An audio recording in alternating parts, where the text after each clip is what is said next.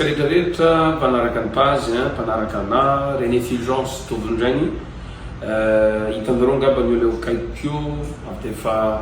mazava ny sary fetra zay nanaovako antsoafo tato amin'ny FB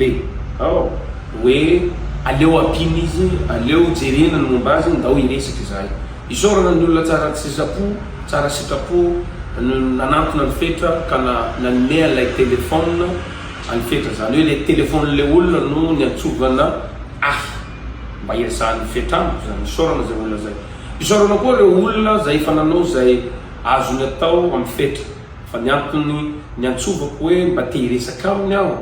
dia hoe inona marina zaranaseo efa resaky zahay dia resy lahatra koa zany eo fa hanampy ary hijery azy amin'ny mampampianatra sy am'le hoe amin'ny mahapanabe ray aman-dreny koa ny tena tikan'izay zany misy mbola avy atao arina natonga napakevitra dohony zavatra teneniny dia tsy te hiresaky zavatra maro fa aleo meko anazy avy hatrany hoe ahoana koa ny fahatsapahany an'izay dia inona ny ndraiky fatany tsy maintsy horaisiny raha ohatra ka tena hoe mbola ho ampiana zany fetra. Fagnarahana antsika rehetra mpanaraka ny page Monsieur René Fulgence ITTI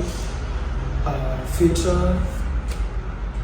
fa misaotra betsaka ny andro an'izay fananampy aty eo aloha ary mbola isorako anazy Monsieur Fulgence ITTI mbola voninandray anandray ankehitriny dia manitsaka fonana amitsika rehetrarehetra ka tsy mety rehetra natao fa manomboka eto dia vonina anaovana fiainako rehetrarehetra fa za ny tompony andraikitra amin'ny avoko manomboka eto ka manomboka eto dia mbola vonina ny meny tsara vaty amiko ary manatena ny fanohanana rendray toanatsika fetra mara-talenta izy ary mino fa faly am'izay koa nareo fa tsy dia hoe fa maninona izy foana ny antony satria efa voaresaka matetiky izy dia za moa tsy mety amina le mime olona fa ny azoko atao dia hoe vonina izy am'le condition nomeko azy dia isorako azy koa zay efa misy docteur andray azy dia misy ny zavatra azony atao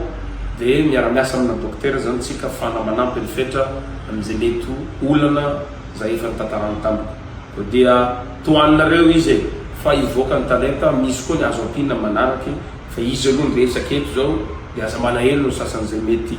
mbola tsy voaresaka zany dia makasitraka ahita zava-baovao nareo hoan'ny fetra aloha zany isorako andreo namana rehetra isoraka atsika rehetrarehetra andriamanitra sitsatsika rehetra